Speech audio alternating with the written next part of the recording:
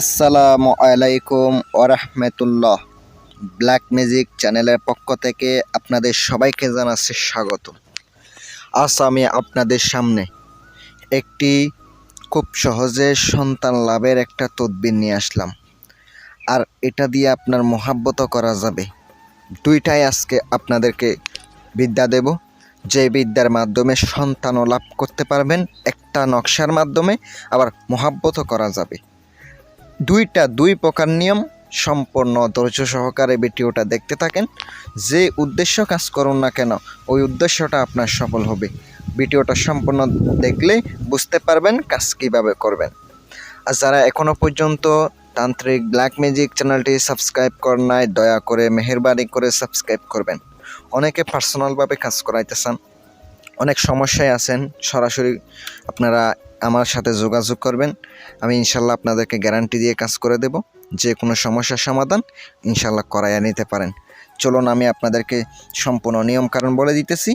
আপনারা এই নাম্বারে ইমো আছে, হোয়াটসঅ্যাপ আছে, নাম্বারে কল দিবেন, ইনশাল্লাহ আমাকে পেয়ে যাবেন।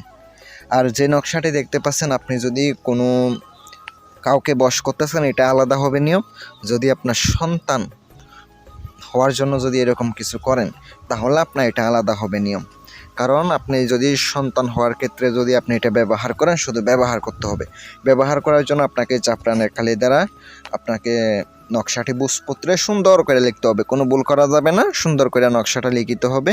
লেখার পরে নকশাটি সুন্দর করে আপনি ব্যবহার করতে হবে কোমরে, মানে এটা কোমরের মধ্যে উদ্দেশ্য করে ব্যবহার করতে হবে।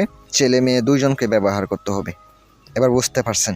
আর যদি আপনি মোহাব্বতের জন্য করতে চান, প্রথমত মোহাব্বতের জন্য করতে গেলে এটা আপনাকে লিখিতে হবে হরিণের চামড়ার উপরে। হরিণের চামড়ার উপরে 60টি লিখিত হবে, 60টি নকশা লিখিত হবে। এটা রুহানি তদবির হবে, কুফরি হবে না, এটা রুহানি একটা তদবির।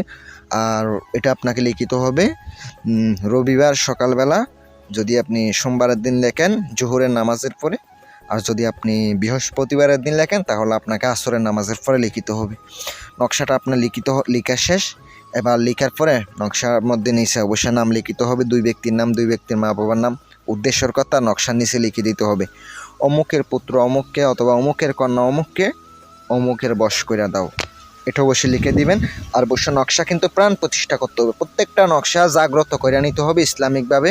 জাগ্রত করার নিয়মটাই বলে দিতেছি রুহানিভাবে, মানে ইসলামিক যে নকশাগুলো আছে জাগ্রত করার নিয়ম হচ্ছে, আগে দুরূদ শরীফ পড়বেন 3 বার, সূরা নাস, সূরা ফালাক, সূরা ইখলাস, আয়াতুল কুরসি, চারকুল পড়ে ফুঁক দিবেন, তাহলে আপনার এটা নকশাটা জাগ্রত হবে।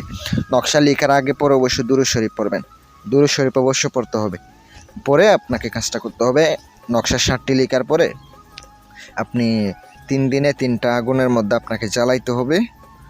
আর 4টির মধ্যে আপনি একটি নকশা সুন্দর করে নিজে যেখানে ঘুমান ওখানে আপনাকে রেখে দিতে হবে। আর 3টা নকশা একটা গাছে ঝুলাইতে হবে, একটা হচ্ছে নিজের আগুনের মধ্যে জ্বালাইবেন, আর একটা গুরুস্থানের মধ্যে পুঁতে দিবেন, একটা গাছে ঝুলাই দিবেন। তবে কাজটা করেন, 100% গ্যারান্টি দিলাম বশীভূত হবে। এটা দ্বারা আপনি সন্তানও লাভ করা যাবে। আর যদি এটা সবসময় শরীর বন্ধও থাকবে, শরীরে ব্যবহার করলে শরীরও বন্ধ থাকবে। আপনারা আমি যেগুলা বলছি এগুলা করেন, কারণ এটা আমি কয়েকজনকে দ্বারা পরীক্ষা করাইছি। এটা কিন্তু অনেকভাবে কাজ করা যায়। ইনশাল্লাহ আপনারা করেন। এটা আমি আপনাদেরকে দিলাম। যদি ভালো লাগে চ্যানেলটি সাবস্ক্রাইব করে পাশে থাকবেন, আমার জন্য দোয়া করবেন। আপনারা যদি কাজ করাইতে চান যোগাযোগ করতে পারেন। ইনশাল্লাহ ভালো থাকবেন, সুস্থ থাকবেন। আল্লাহ হাফেজ।